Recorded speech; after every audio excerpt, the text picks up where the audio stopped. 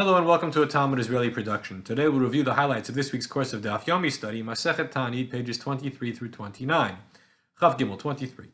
Amar Lehu Ananihu, Choni Hamagel, who was a great sage but had been asleep for a long time and was out of action and came back to the yeshiva and heard that they were quoting him by name. He said, "I'm him, that's me." But nobody believed it was really him, that it was really Choni. They didn't respect him as he was deserving to be respected. He was despondent, he was upset, and he begged Hashem, "Please God, take me, take my life, I don't want to live anymore," and he died. And this story is an example of the adage that says either comradeship, either fellowship, friendship with others, or death.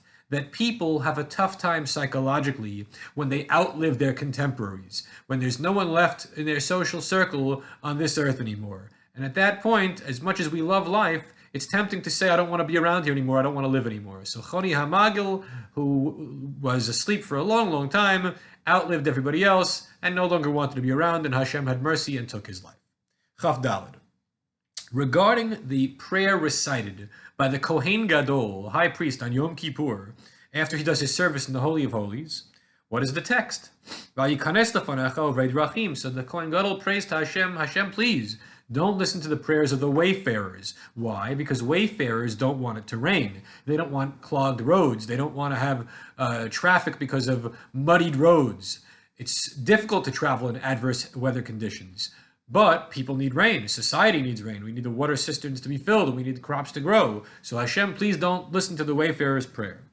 And may it be the case that the rulership of diaspora Jewry not be taken away from the house of Yehuda, meaning that the Reish Galuta, the exilarch, still controlled the Jewish community of the diaspora. And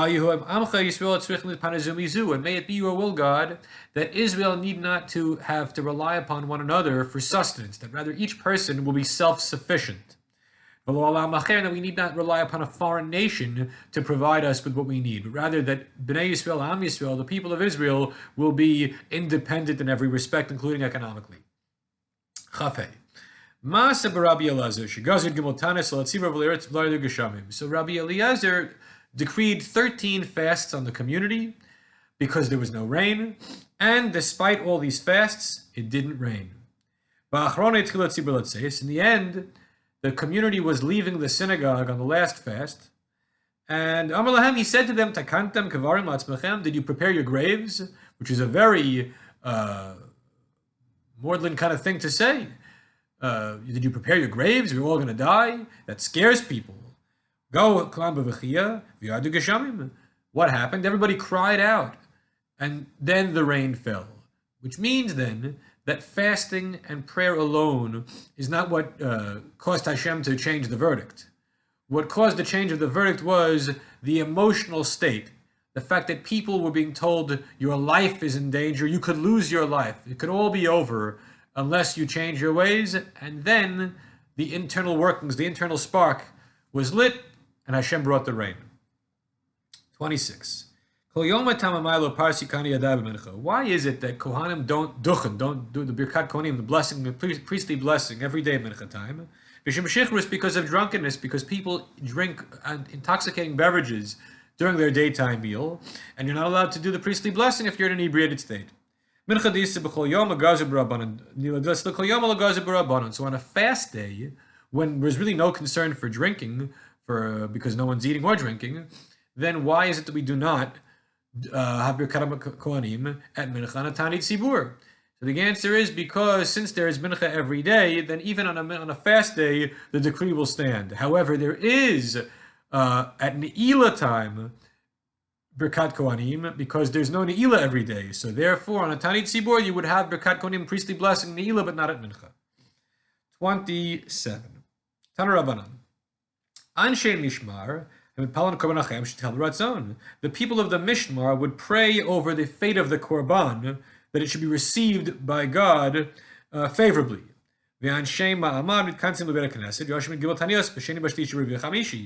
people of the Ma'amad would also pray for the well-being of the community and of the Korbanot, but they would do so in the synagogues, not in the Beit HaMikdash. They would do so in the regional synagogues.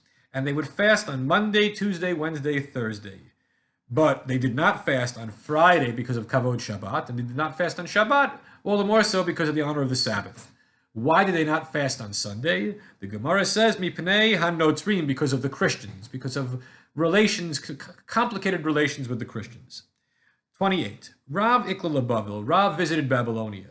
Chazinu de Kakara Halbrosh Yarcha. He saw that they were saying Hallel on Rosh Chodesh, despite the fact that Hallel is not that Rosh Chodesh is not on the roster of days when Hallel is supposed to be recited. Several of Sakinu, he wanted to stop them, to prevent them from continuing. But when he saw they were skipping paragraphs, he thought to himself, you know what, I'll leave them alone. It must be that they're following the custom of their forefathers, of their ancestors. And so, in fact, this is our practice, that we say Hallel on Rosh Chodesh, but we skip 2 paragraphs, Lo Lanu and Hafti, because we're trying to show that this is not an obligatory thing, this is a customary thing, and so it's a partial recitation and not a full recitation. 29, Chavtet. Hilkach bar Yisrael ditlu dina b'hadei nachri.